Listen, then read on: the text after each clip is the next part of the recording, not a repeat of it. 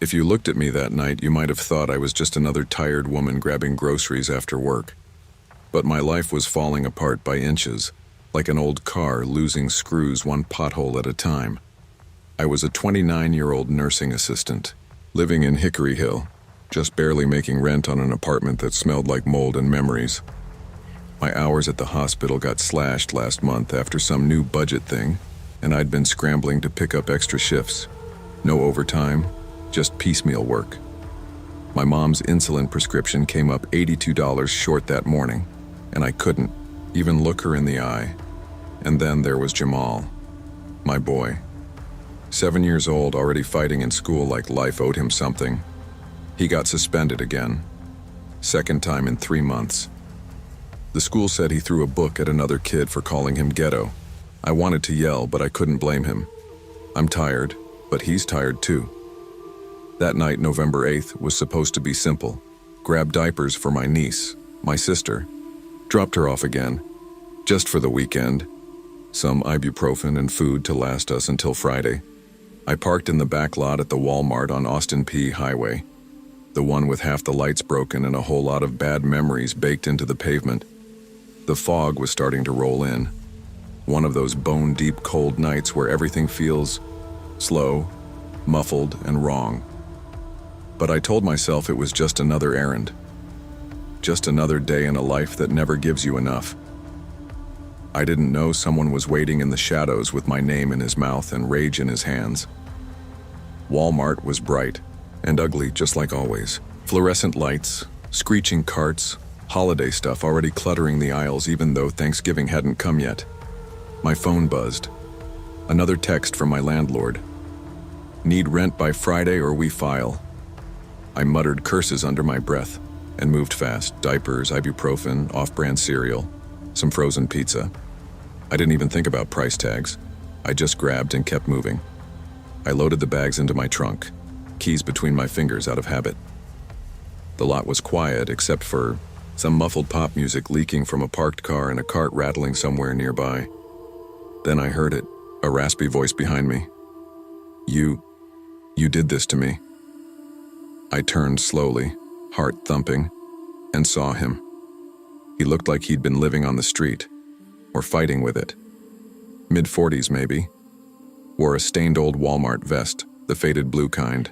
They phased out last year. His eyes were yellowed, haunted. His hand shook as he held something metal near his leg.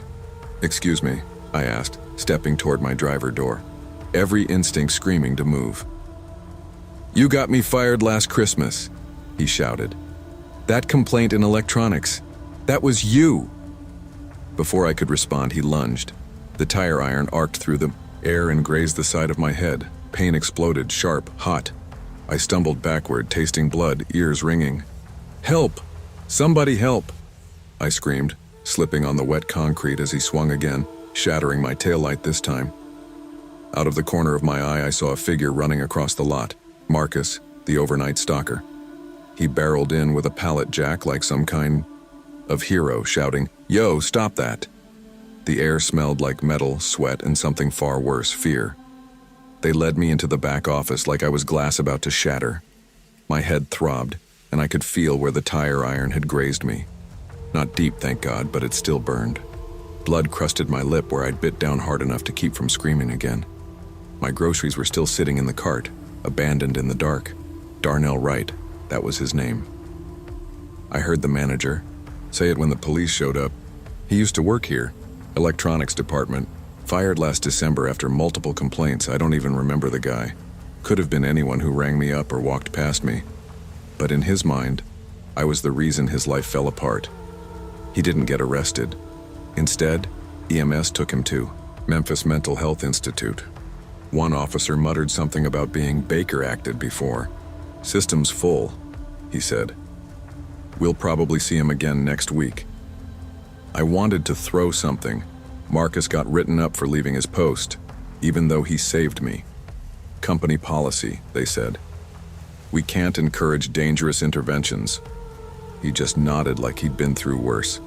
I sat there wrapped in a scratchy blanket, hot tea I didn't drink clutched in my hands. I called the hospital and let them know I wasn't coming in. That was strike two. One more, and I'd be out. All because I needed diapers and a bottle of ibuprofen. As I finally walked back out into the cold with my bruises and broken taillight, I realized the damage wasn't just to my car. It was in my bones. It was in the way I looked at every Walmart employee from that night on, and it was far from over. 2 days later, I opened my work email and saw the write-up from the hospital. Missed shift, no doctor's note, no exceptions. My supervisor added a smiley face to the end of her message, like that made it better.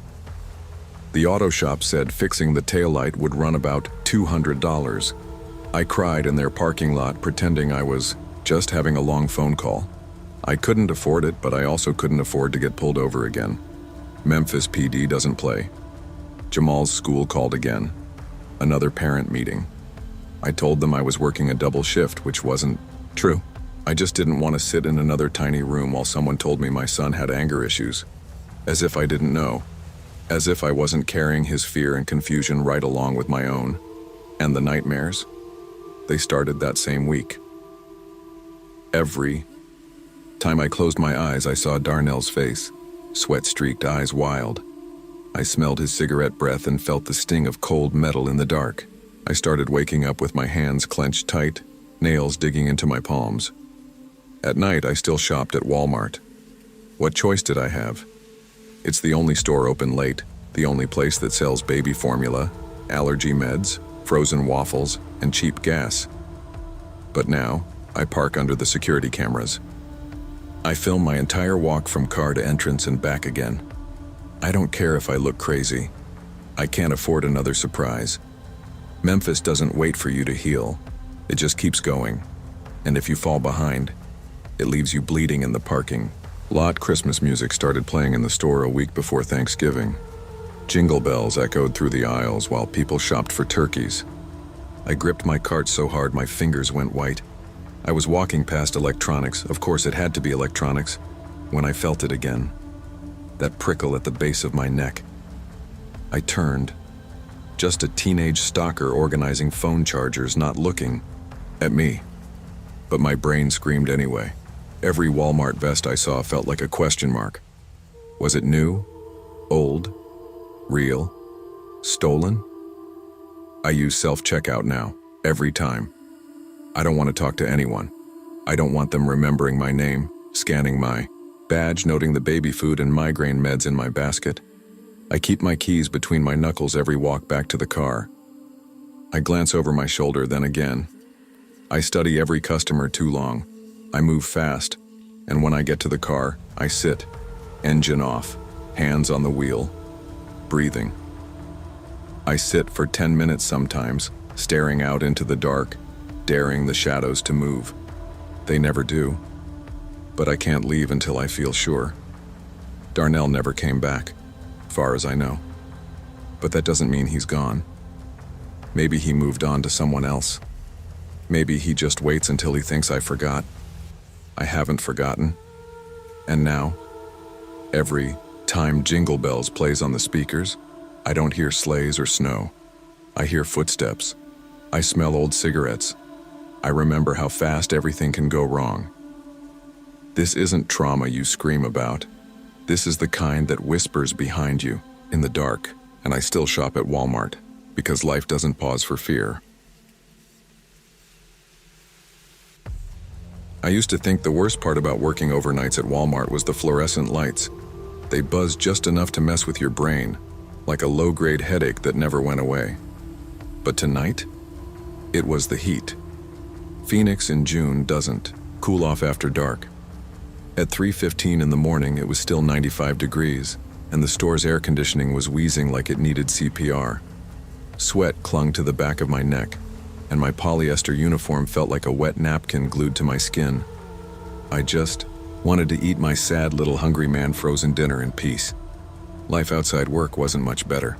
My mom had racked up another DUI, which meant I was once again fighting for temporary custody of my little sister. My online classes were frozen because financial aid lost my paperwork. Someone made a fake Tinder account with my Walmart badge photo, cropped just right to make me look like a willing idiot. And thanks to my overnight schedule, my Uber rating tanked. Drivers didn't like 4 a.m. pickups in quiet neighborhoods. So yeah, sitting in the dingy Walmart cafe with a half-defrosted fried chicken tray felt like the closest thing I had to peace. I collapsed into my usual booth, scooting the tray onto the sticky Formica table. I barely noticed the janitor cleaning nearby, but I did notice Lance from Automotive. He was already walking toward me carrying 2 off-brand energy drinks. He had that same lopsided grin, the one that showed his gold tooth. "Rough night, huh?" he said, sliding into the booth like we were old friends. I blinked. Yeah, just trying to eat. But my stomach had already started twisting. He was too close, too familiar, and I had no idea why. He slid one of the drinks toward me like we were on some awkward, unwanted date. "Figured you could use the caffeine. You always get that meal," he said, nodding toward my tray. He wasn't wrong. I did always buy the fried chicken version. It was the only thing that didn't taste like cardboard after microwaving, but something about the way he said it made my skin crawl. "Break's almost over," I muttered, grabbing my tray and standing up fast. I wasn't going back to the floor for another 10 minutes, but I couldn't sit there 1 second longer. His presence felt heavy like cigarette smoke in a closed car. "Wait," he said, reaching across the table. He caught my wrist, not hard, but enough to stop me. "You dropped this." In his other hand, he held a Walmart receipt. But it wasn't. Mine, it looked like a fake, a printed one, and on the back, scrawled in loopy handwriting, was my employee ID number. I snatched my hand back and nearly dropped the tray. My mouth opened, but nothing came out. I didn't even look at him. I just walked, fast and shaky, through the empty store to the break room. I barely noticed the flickering ceiling panels, or the way the manager's office light was still on even though nobody was inside. When I found Marcus restocking freezer shelves, I told him what happened in a quiet, broken whisper. He went still, then said, "Lance, dude got fired like 3 weeks ago for security violations." I stared at him. "Then what the hell is he still doing here?" Marcus didn't have an answer, but I knew I didn't imagine the grip on my wrist. Or the receipt. Something was very, very wrong. Marcus took me back to the camera monitor behind the vision center. We weren't supposed to be in there, but the overnight manager was on vacation and no one really checked during dead hours. He clicked through the camera feeds, fast but focused. "You sit in that third booth, right?" "Every night," I said, quietly. We rewound about an hour's worth of footage. There he was, Lance, loitering near the birthday cards, not doing anything, not buying, not talking, just watching. A few minutes later, he walked over to the cafe, slid into the booth I always used, and fidgeted with something under the seat. "Pause," Marcus said. He zoomed in as best he could, but the camera quality was trash. Still, you could see it, his hand placing something beneath the cushion. A quick pat down like he was smoothing, a blanket. My heart felt like it was trying to claw out of my chest. Marcus and I ran back to the cafe and he pried up the seat cushion like it was a criminal investigation. Tucked into the dark fabric underside, barely visible, was a tiny black voice recorder, no bigger than a key fob. I backed away so fast I knocked over my own dinner tray. Plastic clattered across the tile, peas rolling in every direction. "That's not nothing," Marcus said quietly, holding it up. I felt sick, not just violated, but filthy, like he'd been listening for days, weeks, maybe longer. We notified asset protection and they called the cops. But by the time anyone got there, Lance was already gone, vanished like smoke in a heat wave. Security later found 3 more devices, in the women's restroom behind the vending machine, and by the time clock, all hidden, all carefully placed. He hadn't just been watching me, he'd been watching everyone. You'd think with all that evidence, recorders, footage, prior termination, something would happen.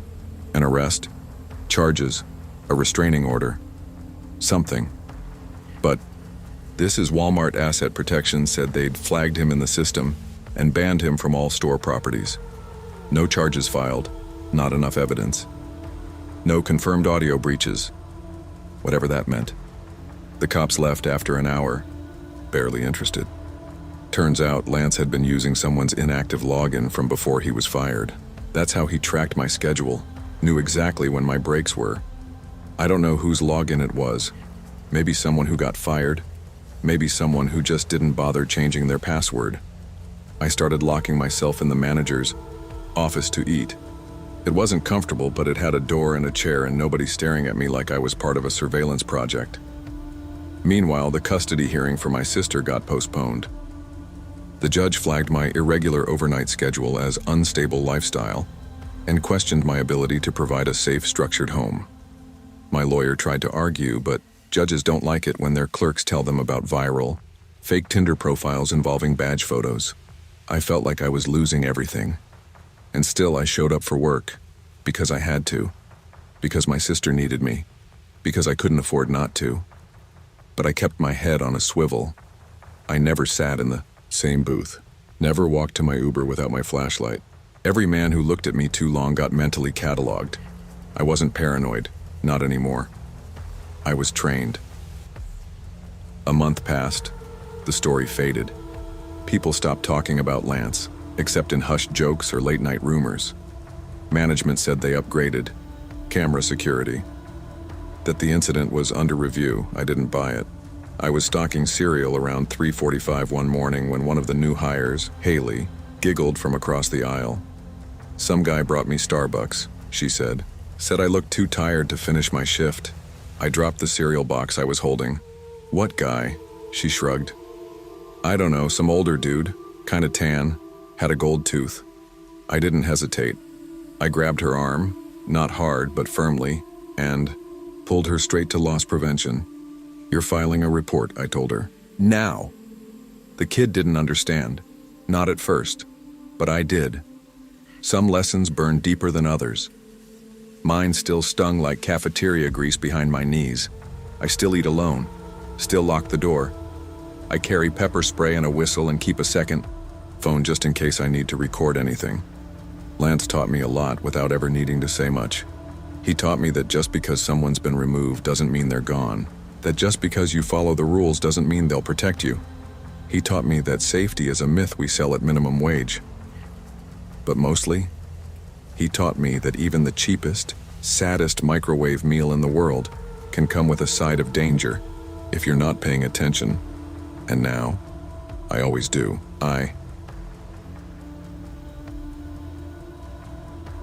By August of 2018, I was barely holding it together. My parents were knee-deep in a messy divorce, flinging blame across the dinner table like knives. My calculus grade had sunk below a 60, and the guilt of ghosting my childhood best friend, Alina, sat in my chest like a swallowed stone. That summer felt like a slow collapse. So when Dylan Carter suggested we sneak into the Walmart on the edge of town, I said yes without thinking.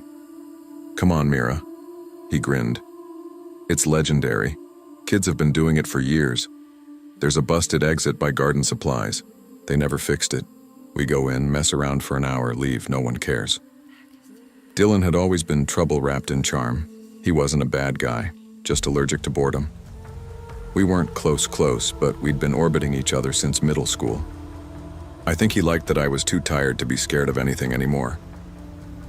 That night, the air was thick and still, like the whole town was holding its breath. We parked behind the Walmart loading bay, climbed over a rusty fence, and slipped through the crooked emergency door like we'd done it 100 times. Inside, the place felt off. The lights buzzed overhead and the AC blasted stale air. The subway inside was closed, chairs stacked on tables. One lone register light glowed red at the far end. It should have been funny, like a giant deserted playground. But it wasn't. Dylan rode a cart through the housewares aisle. I tried on a scream mask. We ate frosting off stale bakery donuts with our fingers, and then Dylan turned to me, eyes gleaming. "Bet you won't last 5 minutes in the walk-in freezer." And just like that, my night changed. I laughed, kind of. "Are you serious?" "Dead serious," Dylan said, bouncing on his heels. "You said you wanted to feel something again, right? Come on, 5 minutes, you've survived worse." He wasn't wrong. I had survived worse. At that point, cold air and darkness seemed easy compared to divorce papers and D's and calculus. So I nodded. "Fine." but it better not be the meat freezer. He didn't answer, just grabbed my hand and led me past the bakery toward the back corridors marked employees only. Everything smelled like bleach and aging tile. He pointed at a steel door with a frost-lined handle. That one. Before I could look closer, he yanked it open and shoved me inside. I heard the door slam and the latch click. Total darkness. "Dylan?" I called. Not funny. No answer. The cold hit instantly, like walking into a snowstorm naked. My breath fogged in front of me, every inhale a stab. I reached for my phone, but there was no signal, no bars, no light. I pounded on the door, screamed. Still nothing. Then I stepped back and tripped. Something soft. Not soft like a blanket, soft like flesh that shouldn't be. I scrambled up and turned on my phone flashlight. And there she was, a woman curled against the back wall. Lips blue, skin pale, stretched, Walmart vest still on. Name tag, Janice. Her eyes were half open, her face frozen in something like sleep. I backed away, hit the wall, and slid down it shaking. I screamed until my throat went raw. No one came. My light flickered. The air felt thinner by the second. All I could think was, how long had she been here? How many people walked past this freezer without knowing? I curled into myself and waited to freeze. The door creaked open. I thought I imagined it at first. Then the cold air spilled out and light filled the room. Dylan's face appeared pale and panicked. Jesus, Mira. I forgot. I'm so sorry. I didn't say a word. I just pointed. He followed my shaking finger to the corner. I watched the blood drain from his face. That's Janice. He looked like he might throw up. She was Gary's assistant manager. She went missing like last year. Everyone thought she ran off. Oh my God. Before I could speak, footsteps echoed down the hall. Then a voice. You kids aren't supposed to be here. We both turned. Gary Whitaker, tall, slouched, beard unkempt. He wore a jacket over a faded blue Walmart uniform. A flashlight beam danced across the floor. He didn't look surprised to see us. I pushed past Dylan. She's in there, Janice. You know what happened, don't you? Gary stared at me.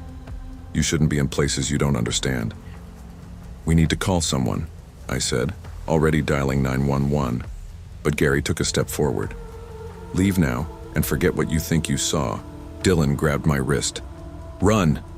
We sprinted, through the empty aisles, past lawn and garden, toward the front doors. That's when we slammed into Officer Ruiz. He sighed. What now? Between gasps and half cries, we told him everything. Showed him the freezer, led him straight there. Only, Janice was gone. The freezer was empty. Nothing but frost on the floor. I looked at Dylan. He looked at me. Gary leaned against the doorway, smirking. Imagination's a hell of a thing, huh? Ruiz looked unconvinced. Go home now. And that was it. We left. Hearts racing, hands cold. But I knew what I saw. A week later, Janice's body turned up in a landfill outside Akron. Still frozen, still wearing her vest. No official statements were made. Just a quiet police update buried in a local paper. Missing woman located. No foul play suspected. Dylan and I knew better. I filed a report, told them everything. The freezer, Gary, the threats. But Officer Ruiz just nodded, wrote it down like a grocery list, and closed the file. 2 days after the article ran, Gary disappeared. No forwarding address.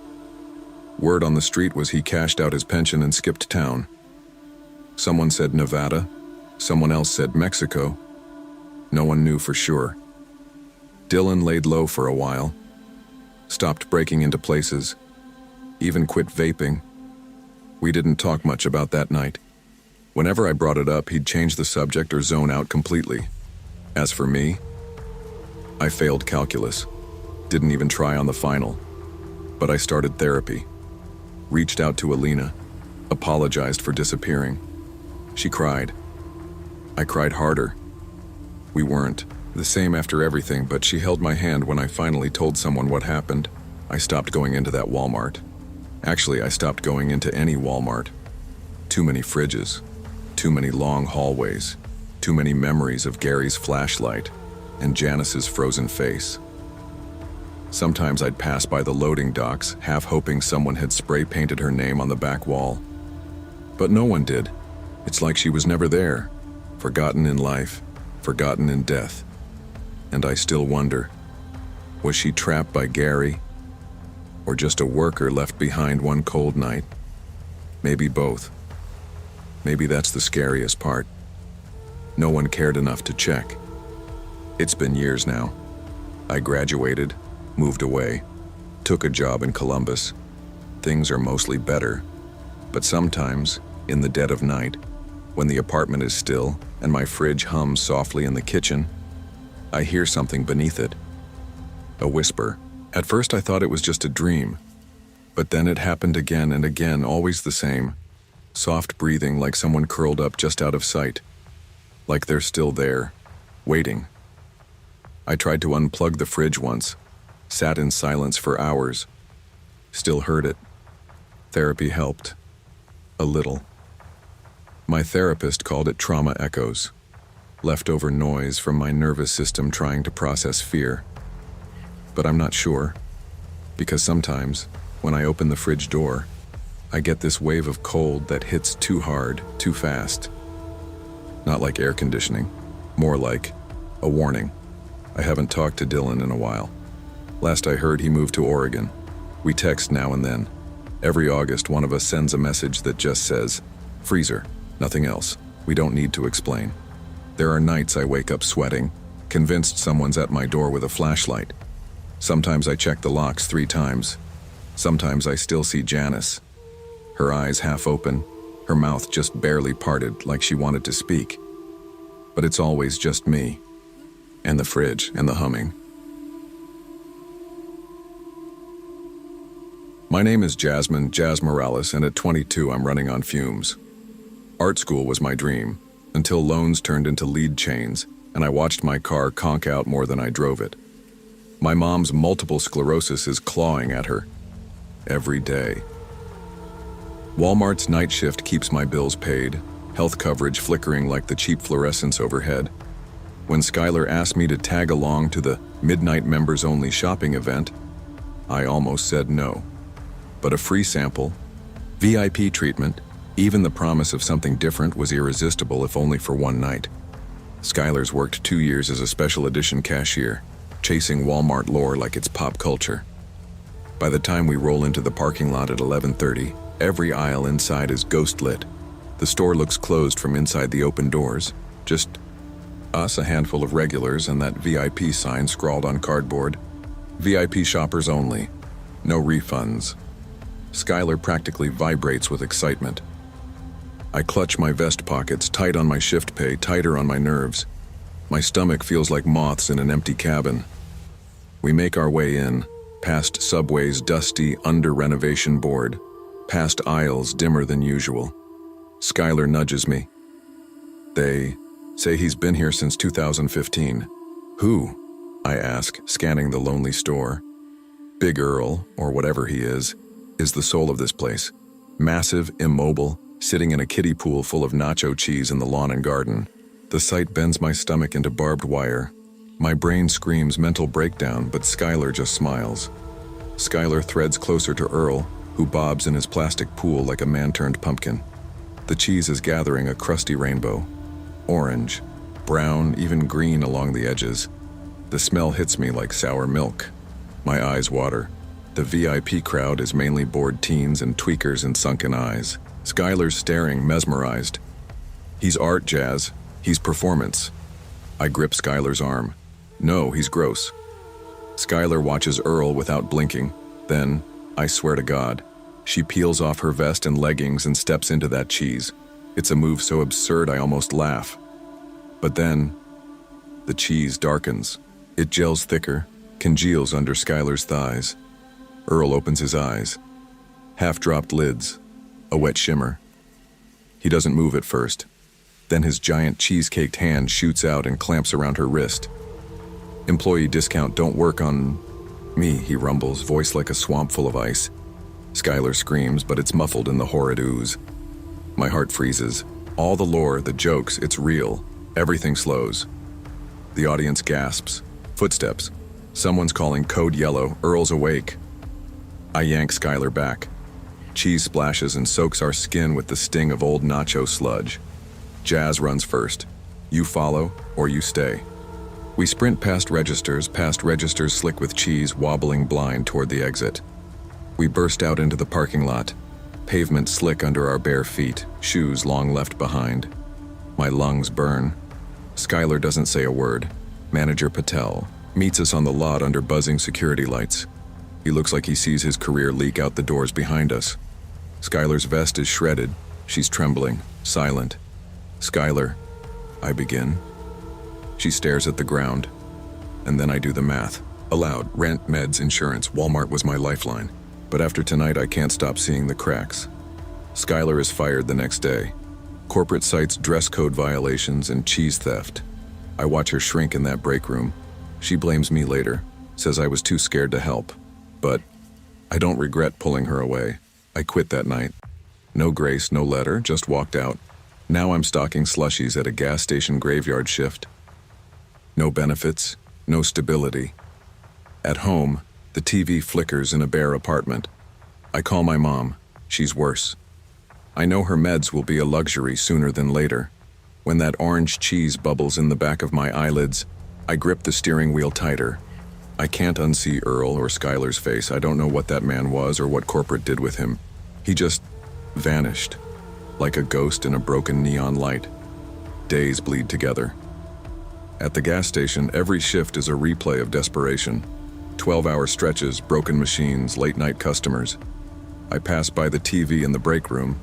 It plays local news, corporate quarantining, the cheese incident.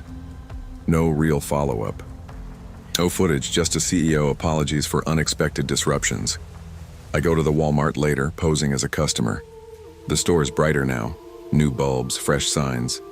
But the lawn and garden section is empty. No cheese pool, no furniture legend, just stale shelves. I catch Manager Patel's eye in produce. He winces, like he recognizes me, but pretends not to. Inside, everything's reshuffled during renovation. The strip mall still reeks of rent and bankruptcy. My stomach twists. I see that VIP sign in the dumpster behind the store one night. It's soaked in rain and filth. I tear it up and burn it in my backyard fire pit piece by piece, watching the cardboard curl and die. But burning doesn't burn the memory. In the smoke, I see Earl's half-lidded gaze. I feel Skylar's sticky grip. My mom's call came today. New MRI. More lesions. I can't get insurance without a job that gives benefits. I've applied at Walmart again, but now I flinch at the idea of those aisles. I'm stuck. Debt and illness and nightmares tether me in place. But giving up isn't an option. Not yet, it's been months. My nights are lit by 24-hour neon, audios of slushy machines, the distant rumble of semis. I've learned to smile, nod, move fast, silent. Occasionally I mess up. I stand still at the pump, eyes closed, listening for cheese splatter echoes in the asphalt. One night I drive by Walmart. The lights hum. The store looks neat. So normal. So broken. I nearly pull in, but I don't. Skylar is gone. A ghost in my memories. I haven't heard from her. I want to yell, "Are you okay?" But I fear what I might see in her eyes. I lost more than a job that night. I lost innocence. But I also found survival. My mom struggles every day, but she's still here. I'm alive. I keep painting in the few hours left between shifts. My canvases are ugly and raw, faces submerged in liquid fluorescent pools, rust and sorrow. Some nights I dream of Earl's laughter, gurgling from emptiness. But I wake up ready. VIP treatment? Screw that. I'm just trying to stay human in a world where capitalism eats people alive. Retail shells, chewed up dreams, cracked insurance promises. But I'm still standing. That's enough. For now.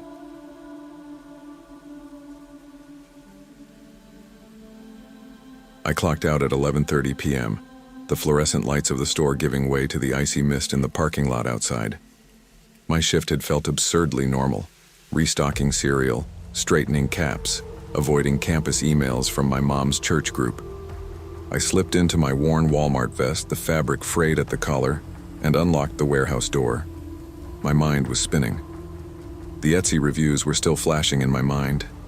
Creepy, weird shop lady, comments from a troll who knew my birthday. Then there was the towing bill from my car, $800 I didn't have, sitting at the impound yard, the result of my ex-roommate's scam. And don't forget the scholarship, that frozen transcript, the missing deadline, and the looming worry over losing tuition. My mother's calls about spiritual check-ins felt like punches I couldn't dodge, each one a reminder I was failing at life. The wind felt like knives as I crossed the lot. I didn't want to go home. I wanted to keep walking until I was anywhere else. My Lyft ETA pinged. 2 minutes. I needed to get there before that bus stop felt too empty, too vulnerable. When I stepped under the flickering lamp at the 82nd Avenue bus stop, I was freezing greasy cereal mist from my hair. That's when I saw him. A grown man, leaning against the plexiglass, navy vest with no name. He tapped his thigh in a weird rhythm. I froze. Then he spoke. "You organize the cereal aisle." The certainty of his tone hit me like a punch. I answered, "Do I know you?" and pushed a key between my knuckles, because something in that moment told me, this isn't right. He didn't answer my question. Instead, he pointed at my vest. "Megan, pretty name. You always turn the Captain Crunch boxes so the mascot faces out." He smiled, crooked and missing a canine. I swallowed. That's exactly what I did each night. At least, I thought. How could he know? "Lyft should be here soon," I said, my voice too calm. He kept talking. "You left this in aisle 7. He held up a small rectangular device, an inventory scanner. I stared. The screen glowed. Last scan, 11:38 p.m. Lucky Charms, top shelf. I clocked out at 11:30. Someone else had used my login. Panic split through me, cold and sudden. I shook my head. "That's not mine." He shrugged. "Your Lyft's registered to your badge, right? So you must have dropped it." He grinned like he knew a secret. Rain now smacked off the plexiglass. My ride was 2 minutes out. He kept talking about cereal, about how he'd watch me work the dairy days, how he noticed my schedule changing. He blended everyday small talk with details only someone watching me closely could know. My ears rang. I pressed keys in my knuckles tighter. My gut urged me, act, move, run. I lied. "I'm diabetic," and took a step toward the laundromat across the street, its open doors like safety. He shook his head. "But you're Pinterest," I sprinted. The icy rain plastered my hair to my face as I ran across parking asphalt, heart hammering. The laundromat's neon sign flickered, a splash of warm yellow. I dove inside, breath ragged, clutching keys and phone. My Lyft arrived 2 minutes later, doors opening like salvation. I collapsed inside and gasped out. "Followed me." For the next hour, frozen witness statements, security cameras, I answered. Questions I hardly heard. I was shaking, I was trembling, I was safe, but inside I felt raw. Loss prevention replayed tapes. There he was, always near me, both on shift and off. Stalking me for 3 weeks. They found his stash of cereal boxes in the janitor's closet, some with cartoon faces cut out. He was an overnight stalker, fired 2 weeks ago, but still had my badge login in his vest. It hit me in my gut. He'd cloned my badge. For my hardware thinking, he'd tagged cereal boxes, my nursery of routine. He knew where I'd go every shift. He'd watched my Lyft login. He dug into my morning, my night. Their policy changed that night. All employees escorted to vehicles. I got moved to day shifts. I could barely afford to push for it, but I needed distance. I lost overtime pay, but the cold of that night stayed inside me. In the Lyft home, I deleted every social account, ended digital life. But new fake accounts sprouted. Pins with my name, badge photo, same login badge style. They were using me, advertising me, online. Morning came slow. I left my apartment, hands shaking every time the intercom beeped. Time at community college. Felt wrong. I couldn't sit through classes. I kept checking my phone, half afraid another stranger would ping me. My scholarship still hovered in limbo. My transcript hadn't come through. I was terrified it would vanish. I had to choose work or school. I chose hustle. I chose survival. I gave up my scholarship dream. I rented a car with money I didn't have, paying 1 week at a time. Every time I passed the laundromat's Glow or 82nd and Powell bus stop, my fingers tensed. I pictured the invisible scanner he kept, replaying data in secret. I'd deleted my social accounts, but I still got friend requests, Instagram reach-outs with my badge pic whispers from profiles that seemed innocent. Was he watching me? Did he know where I lived? The night drills began. I'd keep my phone unlocked, ready to call. I parked lights on, back into rows. I learned Lyft driver numbers, bus schedules. I never walked alone in the dark without a car. Between me and him, the store introduced asset protection escort signs on lockers. Managers asked employees if they felt unsafe, and every night shift I felt them watching, teaching me to be glad it could have been worse, grateful there was policy, but simmering angry at how close it came.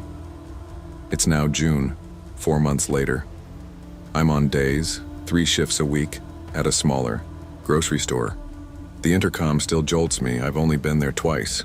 Every box, every product I touch still whispers memory.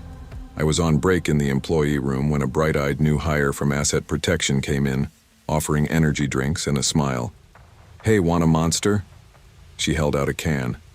I stared at the silver tab. I saw his scanner in my mind. I thought about the cereal boxes, the login, the milky gloom of aisle 7. So I nodded. "Sure," I said, voice soft. She handed me the drink. Without a word, she slipped her arm through mine and led me past cameras and checkout lines to the office, where no visitor could follow. As I sipped the cold soda, I realized how much had changed. I'm not broken, but I'm wary. I'm not back under those lights, though my vest hangs nearby, ready. I learned to breathe again. I learned to feel safe again. But in the quiet of my mind, the night watch continues.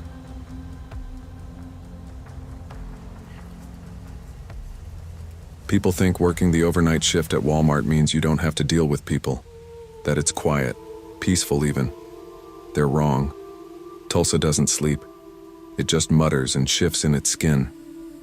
It was the 3rd of March, way too warm for that time of year. The air felt sticky like a storm was rolling in, and the thunder was a low hum, way off in the distance. The Walmart neighborhood market on 71st and Memorial was barely lit past midnight, just buzzing lights and rows of boxes waiting to be shelved.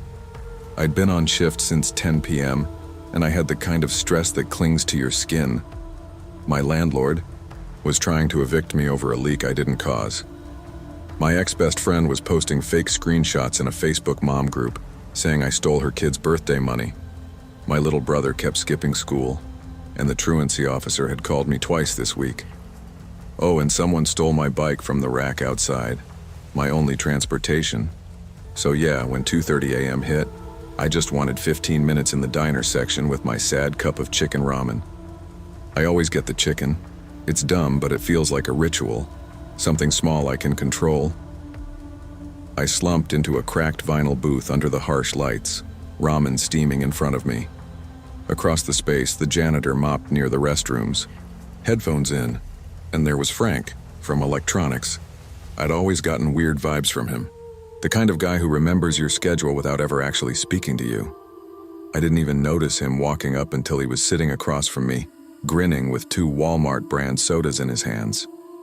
Long shift, huh? His smile never touched his eyes. I didn't want to make a scene. My mind was already racing. Why was he sitting here? Why 2 sodas? Why now? "Yeah," I said, barely glancing up. "Just eating quick." Frank pushed one of the sodas across the table. "Thought you might like this. It's the citrus one. You always drink those." My stomach twisted. I do drink those. I always grab one before lunch break. He smiled again, that too wide grin, like he was proud of memorizing me. "You always eat chicken ramen too," he added, nodding toward the cup. It was supposed to be harmless, polite, but something in his voice made me feel like I'd been watched through a peephole. "Gotta get back to work," I said, standing up, grabbing my half-full ramen cup. My break still had 10 minutes left, but I didn't care. That's when he reached out, lightning quick, and grabbed my wrist. "Wait," he said. "You forgot your phone." I froze, because my phone was already in my pocket. I felt it there. And the phone he pointed to on the table? It wasn't mine. I pulled my arm away and left the table without another word. My steps were fast, too loud on the linoleum. The janitor looked up but didn't ask. In the break room, my hands were shaking. That wasn't a mistake. That wasn't awkward flirting. That was planned. I found Darnell, who was stocking frozen foods and always kept his head down. I told him what happened, quick and low. He frowned. "Wait, Frank? That dude got fired like a month ago for messing with inventory. Why's he even here?" That's when the panic fully hit. If he was fired, why was he still walking around the store like he belonged? Most people don't know that Walmart's cameras catch everything, but only if someone's paying attention. I wasn't supposed to be in the little security room, but Darnell knew how to log in. His cousin worked asset protection before they laid off half the team. We pulled up the diner footage from about an hour before my break. There was Frank standing near the drink cooler watching. Not shopping, not talking to anyone, just staring at the tables. Then he walked over and slid into the booth I always sit in. Watched him pull something out of his hoodie, place it on the seat. He adjusted something under the table, quick, practiced. Like this wasn't his first time. And that phone he left behind? He planted it before I even sat down. Darnell leaned in closer. "That ain't right." He grabbed a tool from maintenance and pried at the booth's table leg. Took some effort. Then, with a sharp pop, the panel came loose. There, tucked up into the hollow of the table, a tiny black lens. "A camera." I stepped back like it bit me. "Oh, hell no," I whispered. We found 2 more the next morning.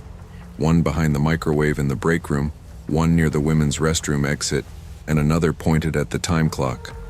All small, all easy to miss. All installed like someone had time, tools, and intent. AP came down eventually, looked pale, said they'd call the cops. But Frank was already gone. No sign of him in the building. Just vanished. All I could think was, he planned this. He knew my break time, knew my habits. That wasn't randomness. That was stalking. I didn't go back to the diner area again. Even now I feel like I'm still being recorded. The cops showed up around 4 a.m., yawning and casual. One of them was sipping gas station coffee. They took a statement, jotted things down, then looked at the footage. "Can't really prove what he was doing with the camera," one said. "Could say he was making a YouTube prank." I nearly screamed. But Walmart? They didn't press charges. Said there wasn't enough evidence. The cameras weren't technically pointed anywhere private. HR told me we banned him from the property, like that would make me feel safe. It didn't. Frank had been using someone else's login, an old employee ID that hadn't been deactivated. He'd been clocking in, walking around like nothing, watching, planting things, waiting. Meanwhile, my eviction hearing got worse. My landlord somehow heard about the incident and called it disruptive behavior. Claimed I was bringing drama to the property. That week, I started eating lunch in my car. Even when it hit 90 degrees, I stayed outside. I'd rather sweat than sit in that booth again. Walmart gave me a free counseling hotline number. I called it once, hung up halfway, through the second question.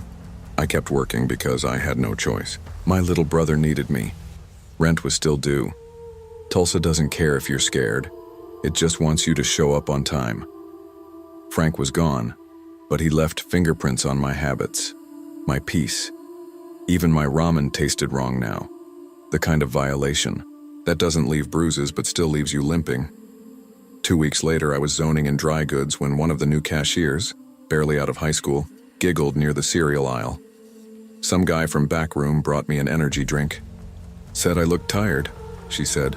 My chest went cold. I asked her to describe him. Hoodie, glasses, smelled like menthols.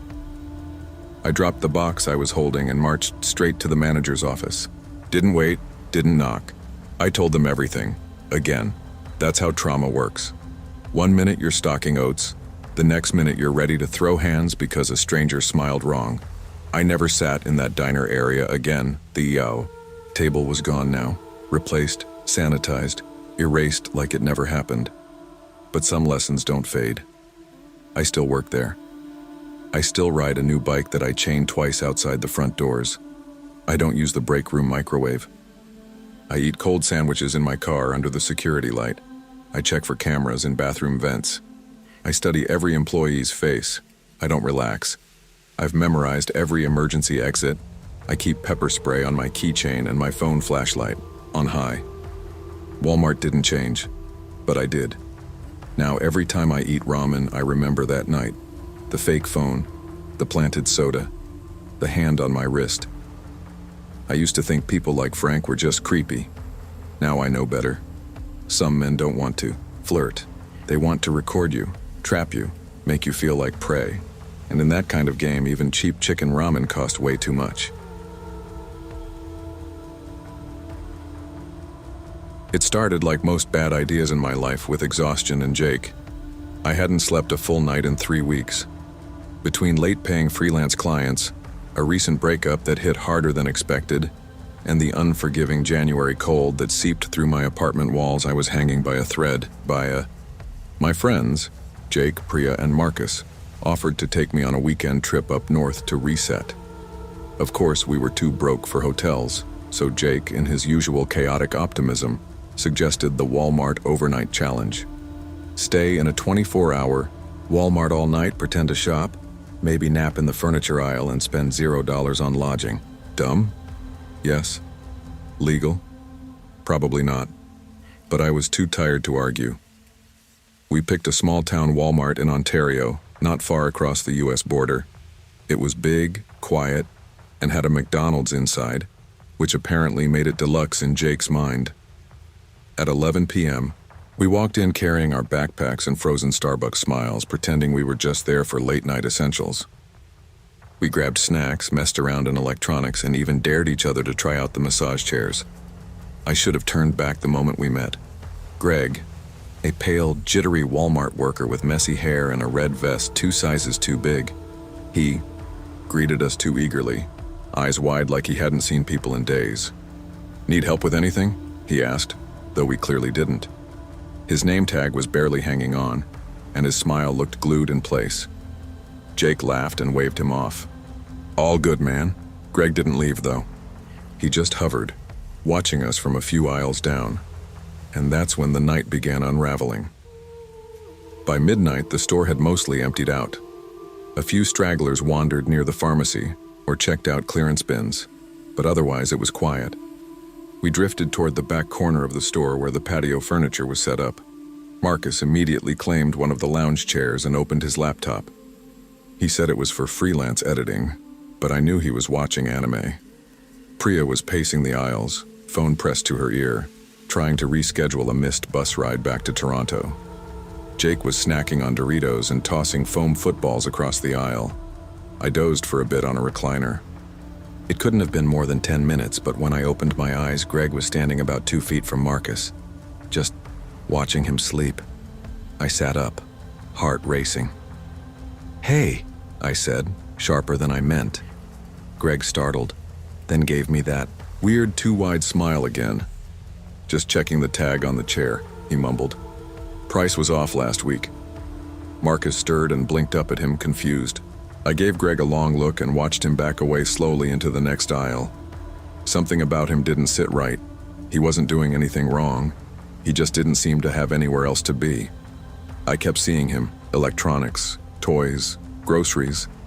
Every time we changed locations, there he was, pretending to be busy, pushing an empty cart or rearranging the same cans of soup. Priya returned, whispering about finding a half-eaten sandwich in the Barbie aisle. "Greg said it was left by kids," she said, wrinkling her nose. but it was on a shelf behind a sealed display. Jake tried to laugh it off, but even he looked nervous now. Something was off. Greg wasn't working. He was haunting the place. Around 2 a.m., Jake, being Jake, decided to follow Greg. He claimed it was just for laughs, maybe to catch him sleeping on the job. But I think we all wanted to know what his deal was. He was too curious, too present. 15 minutes later, Jake came, running back. His face was pale, his usual cocky grin replaced by something unsure. "Guys, you need to see this." He led us to a quiet part of the store, past the loading docks, and into a half-lit hallway we weren't supposed to be in. At the end was a heavy gray door. It wasn't labeled. Jake pushed it open. Inside was a small, windowless break room. But it wasn't just that. It was someone's home. A mattress lay across 2 crates. A microwave and a mini fridge sat plugged in near the outlet. Clothes were folded neatly in plastic bins. There were soup cans stacked in the corner. Toothpaste, shoes, a crumpled blanket. "Greg lives here," Jake whispered. Marcus frowned. "How long has he been doing this?" We didn't get to speculate long. The door creaked behind us, and Greg stood there, arms limp at his sides. He didn't look angry, he looked scared, exposed. "You weren't supposed to see this," he muttered. His voice was hoarse. "This is just temporary. I lost my lease. Management doesn't know. None of us said anything." My chest tightened. I'd spent nights crying in my apartment over bounced checks and an empty fridge. This man had built a life out of storage bins and shelf space. Priya broke the silence. "You shouldn't be living here, Greg. It's not safe." Greg's expression changed. "And you think out there is safer?" For a moment, none of us could answer. What started as awkward sympathy turned dark fast. "We're not trying to get you in trouble," I said, hands up. "We just..." Greg shook his head, laughing. It wasn't joyful, it was the kind of laugh you hear in a breakdown. No, you already did. You saw it. You think this is some freak show? I knew it." He backed up and slammed the door shut. The latch clicked. Panic surged in my chest. "Greg, come on. Let us out." "You don't understand," he said through the door. "You all just show up. You hang out in my home, like it's a playground. Eat your chips, laugh in the aisles. You don't even belong here." Priya grabbed her phone and dialed 911, whispering as she huddled in the corner. Marcus tried the door again. Locked. Jake, surprisingly calm, stepped forward and spoke loud, enough for Greg to hear. "We're sorry, man. We didn't mean to invade your space, but this isn't the way to handle it." Greg was quiet. Then he said, "I gave you discounts. I watched out for you. I was trying to be nice, but you wouldn't even let me join in." That sentence, "join in," sent a shiver through me. The way he said it made my skin crawl. Priya whispered that the cops were on the way. Jake kept talking, trying to buy time. He distracted Greg with questions, fake sympathy, whatever he could think of. 10 minutes later, we heard the click of keys and the rush of feet. 2 officers burst in. Greg didn't resist. He just looked at us and said, "I just didn't want to be alone." They let him out in handcuffs. He didn't look at us again. We stayed in that break room long after the door was unlocked. We left Walmart at dawn. No one spoke on the ride back. The silence wasn't heavy. It was hollow. I sat in the passenger seat staring out at the frost-glazed windows and the way the world stayed indifferent, even after something so personal and strange had happened. We never found out what happened to Greg. The store fired him, obviously. Management apologized to us, handed out some coupons, and said, "This kind of thing doesn't happen here." But it did, and none of us really knew what to make of it. Jake stopped making stupid overnight challenge suggestions. He still blamed himself. Priya wouldn't even drive past that Walmart again.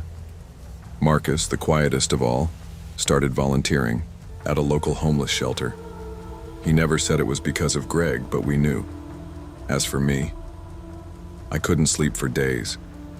Every time I closed my eyes, I saw Greg's face, tired, lonely, desperate. I kept hearing his voice say, "I just didn't want to be alone." I was haunted by how close I had come to being like him. The stress, the isolation, the fear of becoming invisible. I was already living on the edge. I wondered if I should have helped him. Talked to a manager, brought him food, anything but call the cops. But I'd been afraid. I still was. Now some nights I lie awake at 3 a.m. staring at my ceiling, wondering if Greg found somewhere new to sleep. Wondering if someone else looked at him and didn't flinch. There are so many people like him, hiding in plain sight. Hoping someone will notice before it's too late. And I wonder what it says about me that I noticed and walked away anyway.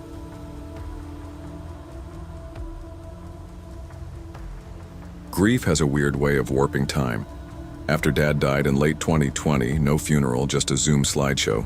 I stopped marking days. March 2021 crept up while I was still mentally stuck in October, drinking instant coffee in my bathrobe and ignoring invoice emails. I used to shoot weddings and food spreads. Now I mostly shot my ceiling fan. Nina tried to help. She meant well, always did.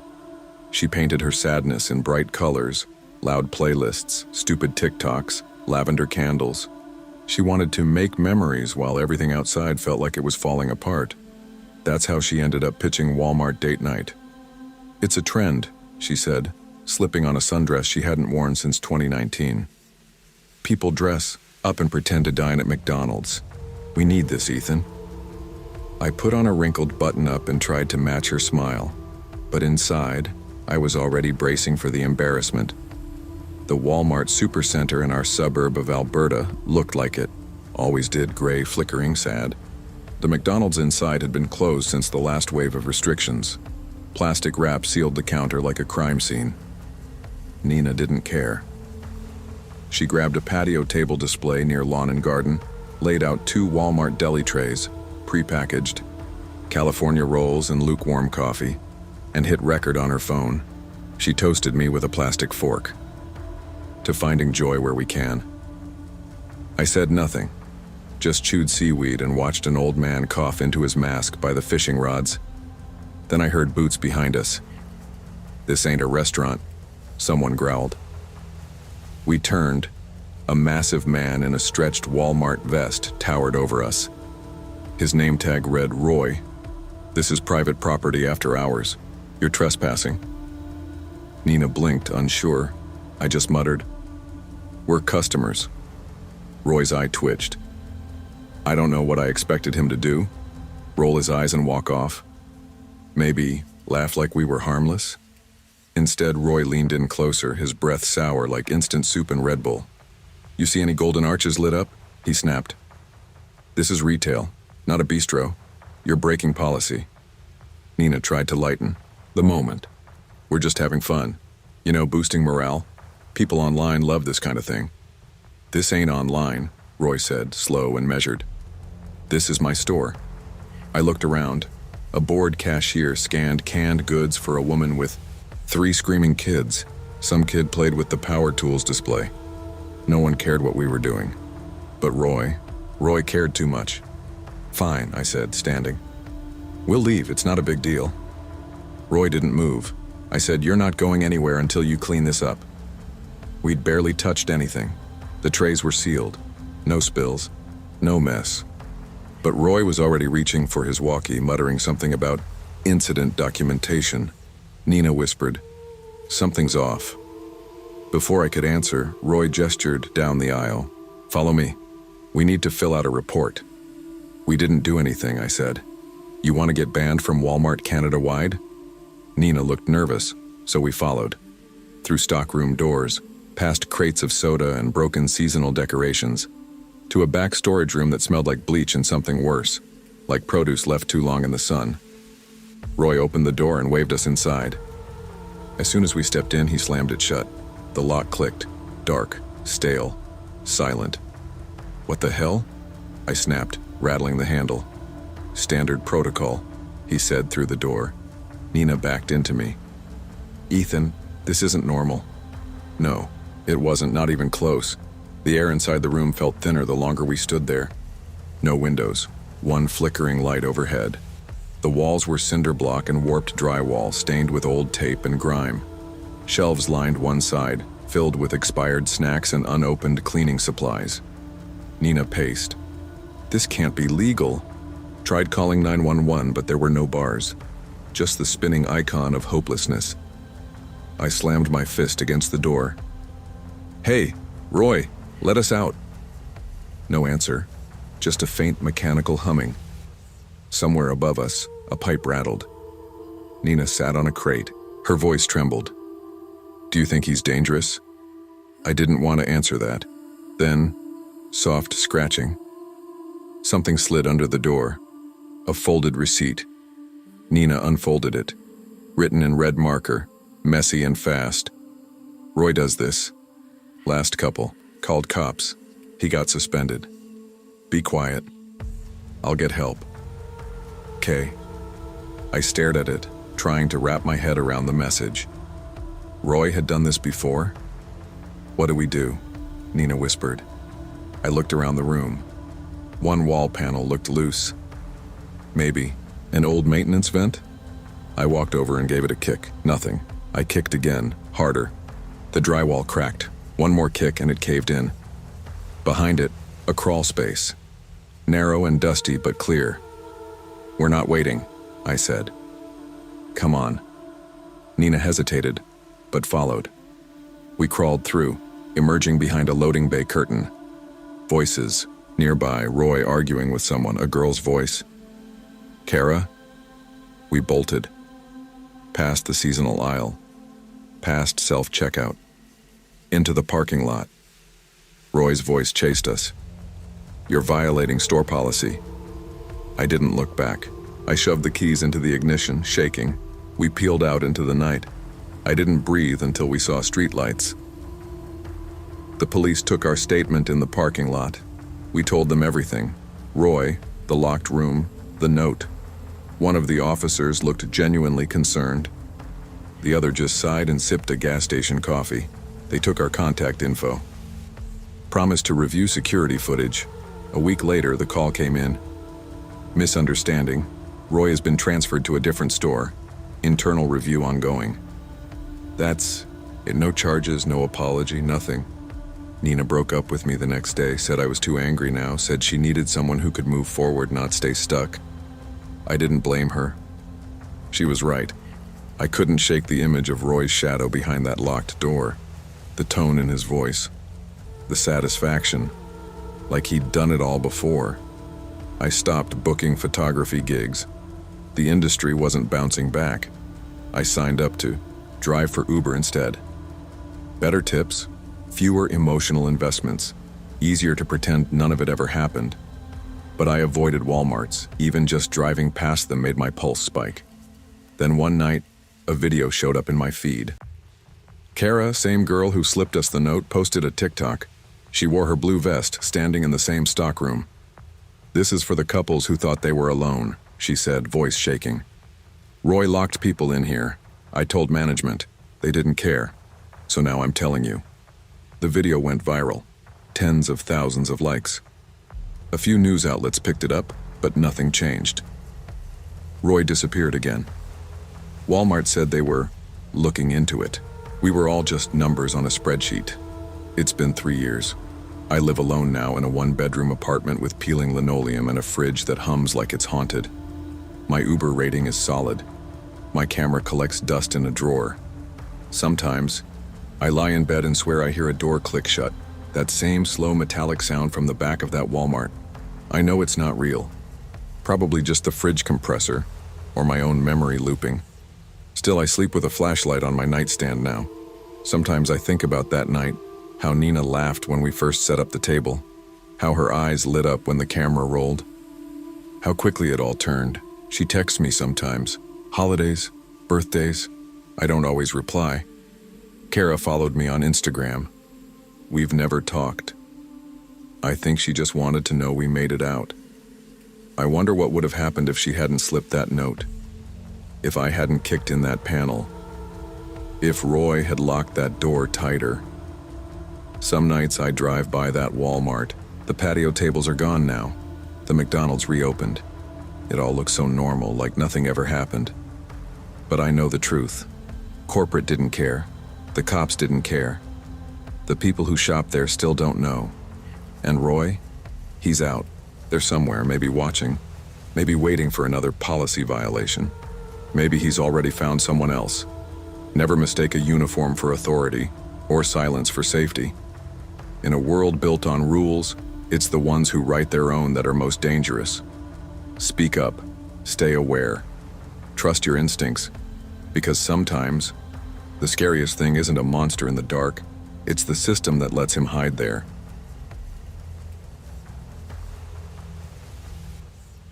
I hadn't seen Danny Lopez in over 2 years. We used to be inseparable. Summers swimming in cattle ponds, late-night gas station runs, sharing dreams about getting out of this dusty nowhere town. But I dropped out sophomore year to care for a mom after her 3rd seizure. Danny stayed in nursing school and moved out to Houston. She made it, I didn't. So when she texted me that she was back for the weekend, I jumped at the chance to feel human again. "Let's do something stupid," she said, laughing over her iced coffee. "One of those TikTok Walmart things. Midnight challenge, no rules, just chaos." I hesitated. I worked doubles all week. I had bills. I had bags under my eyes that looked permanent. But I missed her, missed how we used to feel untouchable. So, at 1 a.m., we rolled into the parking lot of the 24-hour Walmart, the one on Highway 77. Still smelled like hot asphalt and fryer oil. The subway inside was barely lit. Temporarily closed sign taped crooked on the door. Inside, it felt like stepping into a time warp. Fluorescents flickering, empty aisles stretching like tunnels. We filmed each other riding scooters near hardware, tried on rhinestone sunglasses, and dared each other to steal a single grape. We didn't. But we giggled like we were 16 again. Then by automotive, I felt it. Someone watching. Not browsing. Watching. I turned and locked eyes with a man leaning against a mud-caked Ford F-150 out front. Heavy-set, camo jacket, stained. Jeans. He wasn't smiling. He was staring. Danny didn't notice. She was too busy dancing in front of the energy drink aisle. I told myself not to panic, but the pit in my stomach started to grow.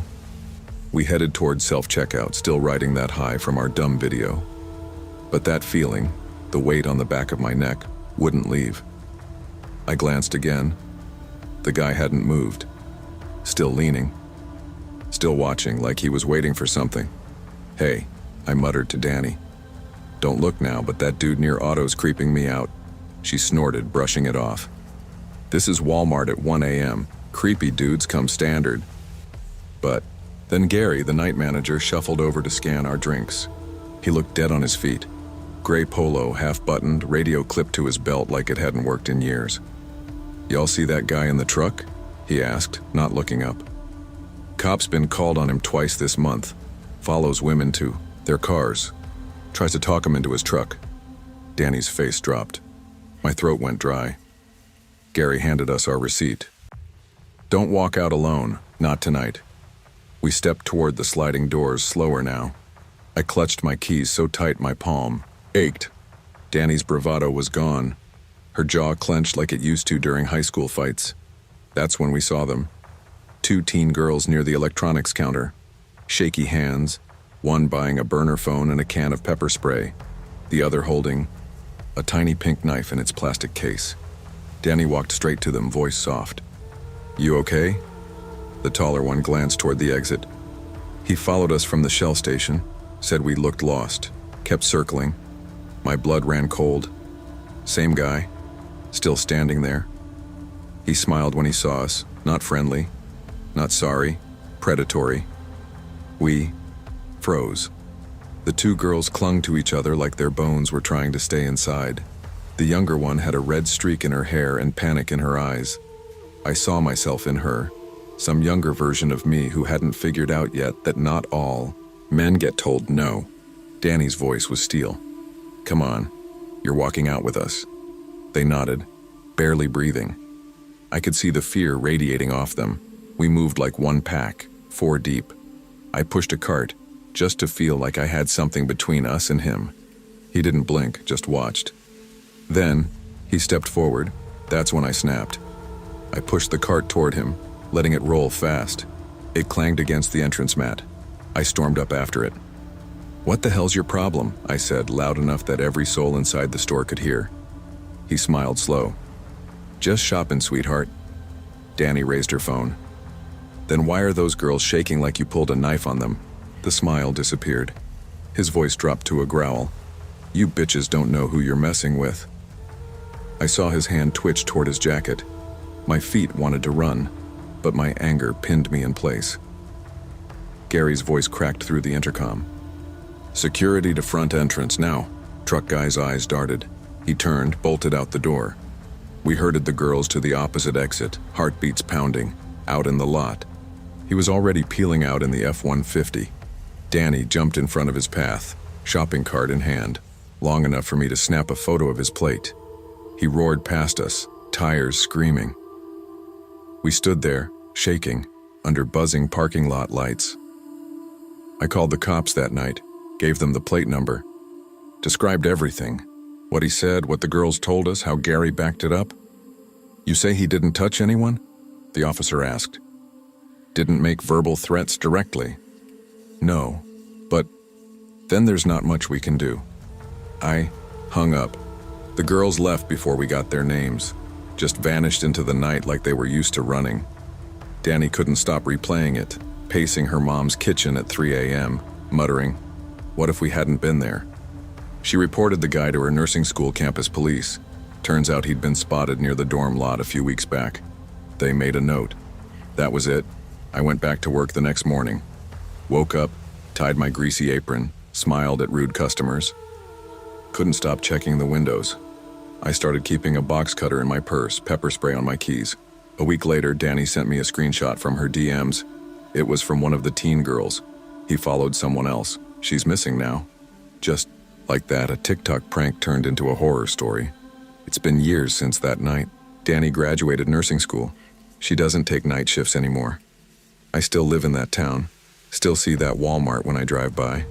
Sometimes I stop for groceries, but I don't go alone. Never again. Mom passed last spring. Medical debt buried her before the cancer could. I still owe a lot. Still work weird shifts. Safety costs money I don't have. Every time I step into a parking lot after dark, I check my mirrors twice. Then 3 times. They never caught him. Maybe they never even tried. But I remember his face.